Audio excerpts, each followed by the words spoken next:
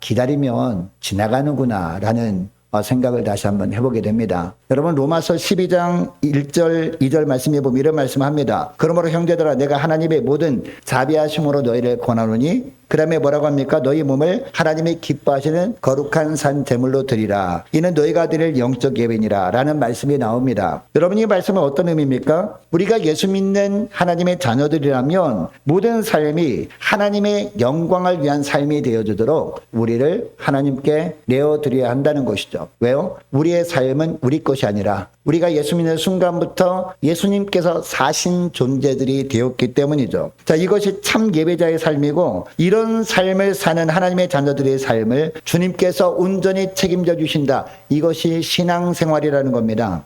자, 그런데 우리가 예수 믿는 하나님의 자녀들로서 이런 삶을 살기 위해서 우선해야 되는 것이 있어요. 무엇을 우선해야 되느냐? 하나님께 예배 드릴 때도 우리가 어떻게 예배를 드려야 됩니까? 영과 진리로 예배를 드려야 되겠죠. 여러분 예수님께서 말씀하시잖아요. 너희는 영과 진리로 예배를 드리라 라고 말씀하시거든요. 요한복음 4장 24절 말씀 보면 하나님은 영이시니 예배하는 자가 영과 진리로 예배할지니라라고 하는데 여러분 여기서 영과 진리로 라는 말은 무슨 말이에요? 성령 안에서 예배를 드리라 라는 의미입니다. 자, 그리고 진리 안에서 예수 그리스도 안에서 예배를 드리라 라고 하는 말씀입니다. 자, 그래서 그때마다 하나님의 베푸신 하늘의 능력을 덧입고 모든 삶이 하나님의 영광을 위한 삶이 되게 하라. 그렇게 할 때 주님께서 나머지 모든 부분들을 책임져 주시는 신앙생활을 하게 된다라는 겁니다. 여러분 아무쪼록 우리가 이왕 예수 믿을 거 우리가 종교생활에 머물러 버리면 안 됩니다. 종교생활이 아니라 신앙생활을 날마다 하나님 앞에서 해 나가시는 저와 여러분 되시를 축복합니다. 자, 그러면 우리가 어떻게 예배 드리는 것이 영과 진리로 예배를 드리는 것이냐? 이것을 우리가 알아야 되지 않겠습니까? 영과 진리로 예배를 드리는 것은 다른 것이 아닙니다. 예배 드릴 때마다 예배를 누가 받으십니까? 하나님이 받으시잖아요. 예배를 받으시는 하나님이 어떤 분인가를 우리가 분명히 아는 것. 분명히 알고 그 하나님에 대해서 우리가 합당한 반응을 보이며 살아가는 것. 이게 바로 영과 진리로 예배를 드리는 겁니다. 자, 오늘 본문에 이것을 잘 보여주고 있습니다. 여러분 우리가 지난 주일에는요 어떤 말씀을 들었습니까? 언약궤 그리고 속죄소 그리고 떡상에 대한 내용의 말씀을 들었죠. 근데 오늘 본문에 보니까 뭐가 나옵니까? 오늘 본문에 보니까 등잔대에 대한 설명이 나옵니다. 등잔대. 자, 그리고 분향단에 대한 설명이 계속해서 나오고 있는데 여러분이 등잔대와 이 분향단을 통해서 하나님이 어떤 분인지 그리고 그 하나님에 대해서 우리가 어떤 반응을 보이며 살아야 되는지 이것을 말씀하고 있거든요. 여러분 등잔대를 통해서 하나님은 어떤 하나님이다라는 것을 말씀하시는 걸까요? 첫째로 하나님은 유일하신 생명의 근원이라는 겁니다. 그리고 유일하신 복의 근원이라는 겁니다. 많은 사람들이 생각합니다. 생명은 어머니로부터 나온 것이다 라고 생각합니다. 맞습니다. 어머니로부터 나온 건 맞는데 그 어머니 뱃속에서 잉태되게 하신 분은 누구세요? 바로 하나님이시라는 거죠. 그래서 우리의 생명은 하나님께로부터 왔음을 여러분 기억할 수 있기를 원합니다. 그리고 하나님이 오라 그러면 우리가 하나님께로 가야 되는 존재잖아요. 그러니까 생명의 근원은 하나님이시다라는 겁니다. 복도 마찬가지죠. 여러분 복의 근원은 어디입니까? 하나님이세요. 하나님의 복을 주셔야 우리가 복을 누릴 수 있는 거거든요. 그래서 우리가 예배 자리로 나온 줄 믿으시기 바랍니다. 자, 17절 말씀 보시기 바랍니다. 자, 17절을 보니까 그가 또 순금으로 등잔대를 만들되 그것을 쳐서 만들었으니 그 밑판과 줄기와 잔과 꽃받침과 꽃이 그것과 한 덩이로 되었고 라고 하고 있습니다. 여러분 등잔대 모습을 보면 굉장히 복잡하지 않습니까? 그리고 부분들을 아주 세밀하게 만들어야 하는 그런 부분들입니다. 그래서 각 부분들을 따로 만든 다음에 붙이거나 조립하거나 하는 편이 훨씬 더 합리적인 방법 같아 보입니다. 훨씬 쉬워 보입니다. 자, 그러나 하나님께서 뭐라고 하십니까? 등잔대 각 부위를 따로 만들어서 조립하거나 붙이거나 이런 방법을 사용하지 말라라고 합니다. 어떻게 하라? 순금 한 덩어리를 가지고 그거를 망치로 치고, 망치로 치면 떨어져 가지 않거든요. 금은 망치로 치고 그리고 불로 약간 이렇게 지져가지고 모양을 만들어가지고 한 덩어리로 만들라 이렇게 하고 있습니다. 그러니까 등잔대는요 전체가 금 한 덩어리였던 것이죠. 한 덩어리가 이렇게 모양으로 만들어진 이 등잔대라는 겁니다. 여러분 여러 부위를 따로 만들어서 결합해 만들거나 모양을 먼저 만든 다음에 금을 녹여서 부어 만들면 더 쉽게 만들 수도 있었습니다. 그러나 하나님의 말씀대로 금 한 덩어리를 망치로 치고 깎고 하면서 만들게 되면 상대적으로는요 더 정교하게 보이지 않거든요. 어떻게 하면 좀 뭉툭해 보이기도 하고 그리고 또 둔탁해 보일 수 있습니다. 그러나 반면에 장점도 있습니다. 어떤 장점이 있느냐. 다른 재료와 혼합되지 않게 되잖아요. 순금으로 만드니까. 그리고 온전한 금만으로 만들게 되고 그리고 똑같이 다른 것으로 복제할 수 없는 유일한 금 등잔대가 되는 것이죠. 자, 그러니까 하나님께서 이렇게 만들라고 하신 이유는 뭐냐? 하나님께서만이 유일한 참신이다. 이 말씀을 하는 겁니다. 그리고 18절부터 보니까요. 등잔대를 또 어떻게 만들라고 하고 있습니까? 각 줄기와 가지와 꽃받침과 꽃으로 이루어지게 하라라는 겁니다. 여러분 이것은 무슨 모양입니까? 어떤 나무의 모양이죠. 어떤 나무에 줄기가 있고 이파리가 나고 꽃이 피고 이 모습으로 만들라라고 하고 있습니다. 자, 그런데 어떤 나무의 모양으로 만들라라고 하고 있습니까? 19절 말씀 보시기 바랍니다. 19절 말씀 보니까 이쪽 가지에 무슨 꽃? 살구꽃, 살구꽃 형상의 잔셋과 꽃받침과 꽃이 있고 저쪽 가지에도 무슨 꽃? 똑같이 살구꽃 형상의 잔셋과 꽃받침과 꽃이 있어 등잔대에서 나온 가지 6이 그러하며 라고 하고 있습니다. 이 구절을 보면 살구꽃 형상으로 만들라 하셨다는 것을 보게 됩니다. 이것을 보면 무슨 나무 형상? 살구나무의 형상으로 만들라 라고 하셨구나라는 것입니다. 여러분 그런데 왜 특별히 살구나무일까요? 사과나무도 아니고 배나무도 아니고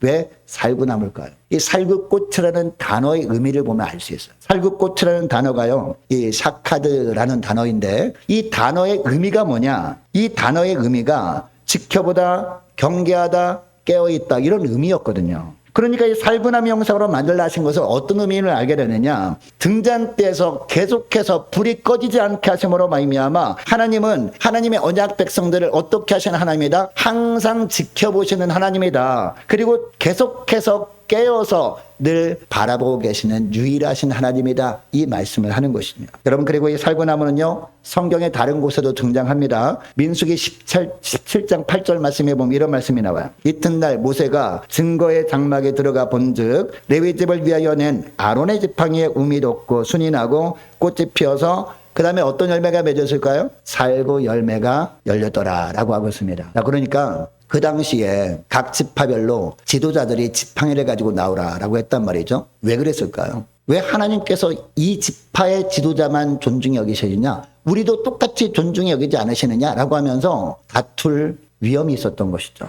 만약에 레위 지파 아론만 제사장 직분을 이렇게 행하면 왜 우리 지파는 그냥 무시하느냐라고 할 수 있었다라는 거죠. 그래서 각 지파별로 지도자가 지팡이를 가지고 나오라라고 했다는 것이죠. 근데 지팡이가 12개 아니었습니까? 그 중에서 쌍난 지팡이가 하나님께서 선택한 그런 지파다. 하나님의 선택한 사람이다라는 걸 알려주시기 위해서 이렇게 한 것이었거든요. 근데 아론이 가지고 나온 이 지팡이에 뭐가 났어요? 싹이 났어요. 그 싹에 뭐가 났어요? 살구꽃이 열렸다는 것이죠. 살구 열매가 열렸다라는 것이죠. 살구꽃이 열린 다음에 살구 열매가 거기에 맺혀 있었다라는 겁니다. 여러분 하나님께서 이렇게 하심으로 말미암아 레위 지파 중에서도 아론의 자손이 제사장 직분을 감당하도록 한 겁니다. 그러니까 누가 뭐라고 할 말이 없는 거죠. 하나님께도 그렇게 하셨으니까 인정할 수밖에 없었던 것이죠. 여러분 또한 예레미야 1장을 보면요. 하나님께서 예레미야를 처음에 부르실 때 환상을 보여주시거든요. 환상 보여주시는데 어떤 환상을 보여주실까요? 바로 살구나무 환상을 보여주셔요. 예레미야 1장에 보면.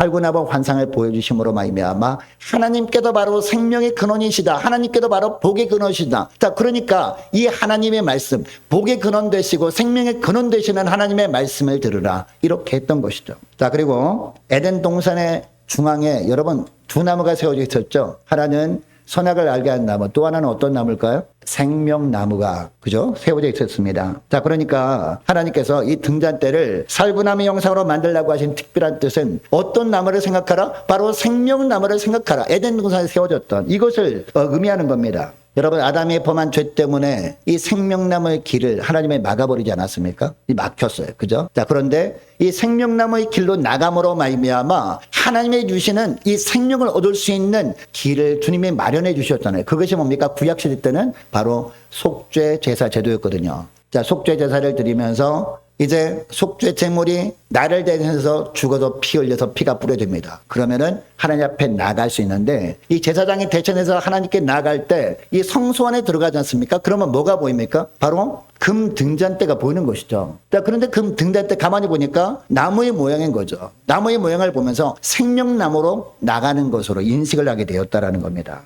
여러분, 그래서 요한계시록 2장 7절에도 보면 에베소 교회를 향한 말씀을 하신 다음에 뭐라고 하느냐? 이기는 자는 이라고 하거든요. 이게 무슨 말이냐? 회개하는 자는 이란 뜻입니다. 이기는 그에게는 내가 하나님의 낙원에 있는 생명나무 열매를 주어 먹게 하리라 라고 그래서 말씀하신 겁니다. 회개함으로 말미암아 예수님이 십자가불로 죄사함을 받을 때 하나님께서 생명나무의 열매를 주어서 먹게 하신다라는 의미죠.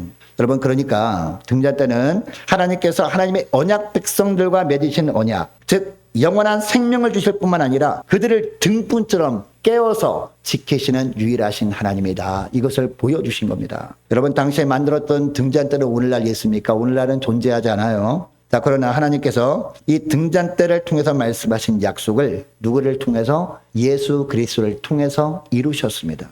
여러분, 예수님은 죄와 허물로 이미 죽은 우리를 위해서 십자가를 통해서 새롭고 산 길을 열어주신 주님이십니다. 영원한 생명의 길을 우리를 위해서 여신 겁니다. 그래서 오늘날 아무런 소망이 없어 보이는 세상에서도 유일한 소망은 밖으로 예수님밖에 없습니다. 예수님만이 이 세상에서 유일한 소망입니다 라고 고백하면 우리가 살아가게 되어진다는 겁니다. 여러분이 등잔대를 통해서 복의 근원은 주님밖에 없구나, 생명의 근원은 주님밖에 없구나, 그래서 주님만이 우리의 소망이구나 라고 하는 것을 늘 기억하면서 그 주님만을 소망하며 살아가시는 저와 여러분 되시기를 축복합니다. 자, 그리고 둘째로 이 등잔대를 통해서 하나님은 어떤 하나님이심을 보여주고 있느냐? 하나님은 변치 않으시는 하나님이라는 겁니다. 무엇에 변치 않으시는 하나님이냐? 바로 약속에 변치 않으시는 하나님이다.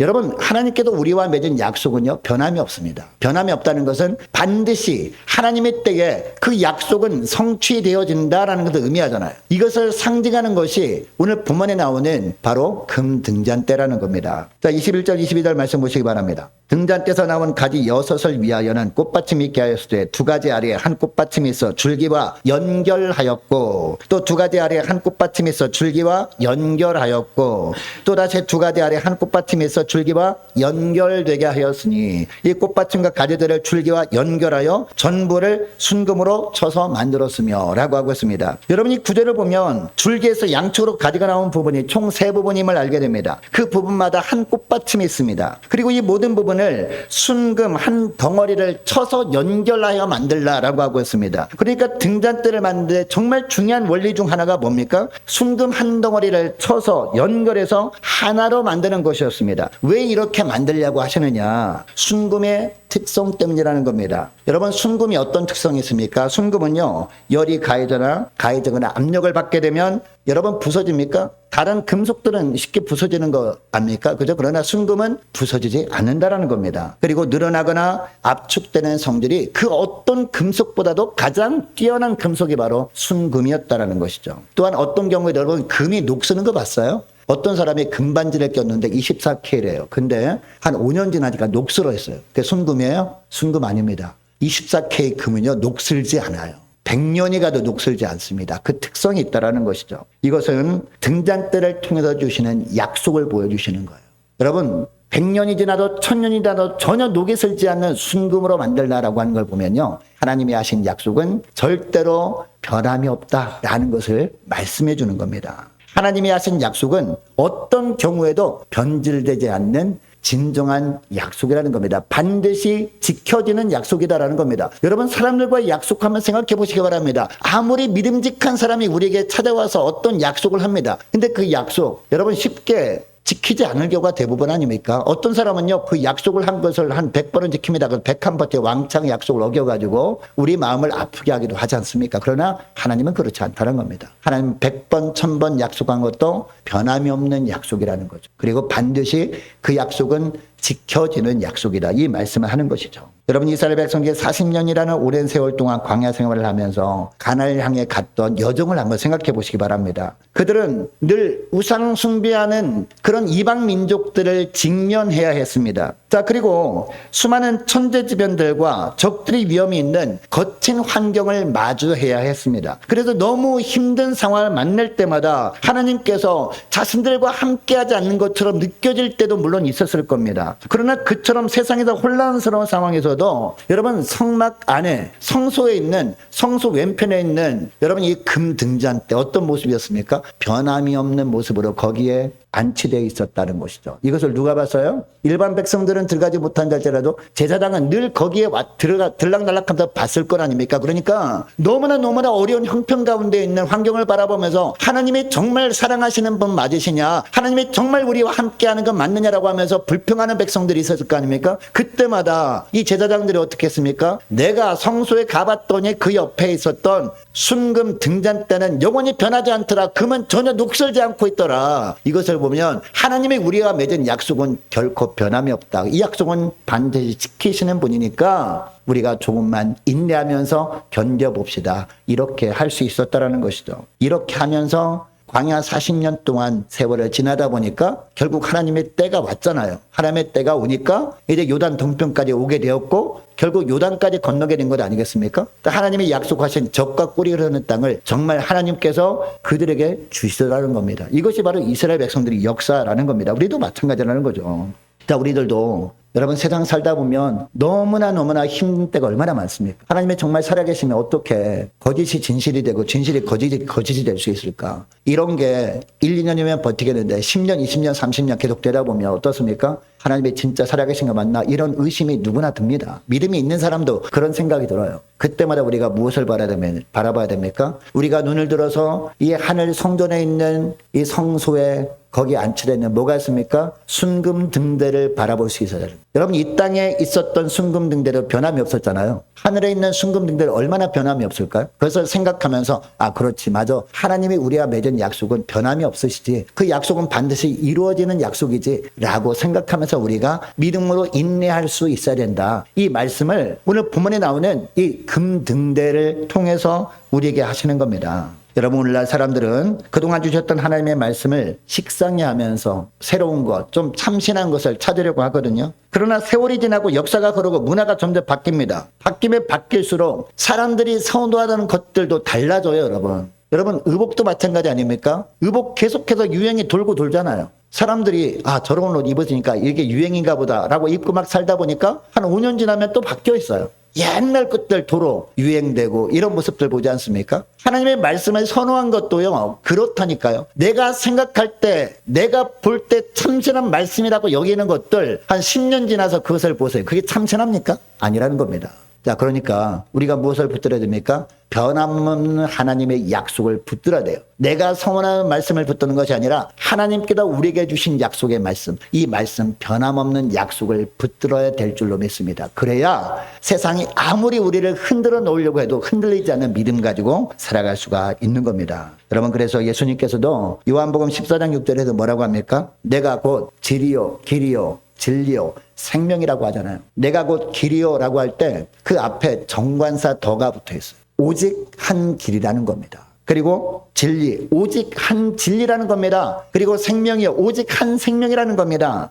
자, 그러면서 뭐라고 합니까? 나로 말미암지 않고는 아버지께로 올 자가 없느니라 라고 말씀하고 있습니다. 무슨 얘기예요? 흔들리지 않는 하나님의 약속을 붙드는 것만이 살 길이다 라는 말씀하는 겁니다. 여러분 이 말씀처럼 이 세상에 늘 변함이 없고 퇴색하지도 않는 것은 오직 하나님의 약속밖에 없구나 라는 것을 기억하고요. 이 하나님께서 우리에게 주신 약속, 이 약속만을 붙들고 믿음으로 승리할 수 있는 저와 여러분 되시길 원합니다. 그리고 셋째로 하나님은 어떤 하나님이냐? 완전하신 하나님이다 라고 하고 있습니다. 23절 24절 말씀 보시기 바랍니다. 자, 등잔 몇 개? 7이라고 하고 있습니다. 등잔 7과 그 불집과 불똥그릇을 순금으로 만들었으니 등잔대와 그 모든 기구는 순금 한 달란트로 만들었더라라고 하고 있습니다. 여러분 이 구절을 특별히 우리가 집중해 봐야 될 것은요. 등잔을 몇 개를 만들었다고요? 7개를 만들었다. 여기에 집중해야 됩니다. 자, 우리가 잘 아는 것처럼 7이라는 숫자가 어떤 수예요? 완전수죠, 완전수죠. 수도 없이 말씀드렸죠. 7은 완전수입니다. 자, 그러니까 하나님은 완전하신 하나님의 힘을 나타내게 하려고 이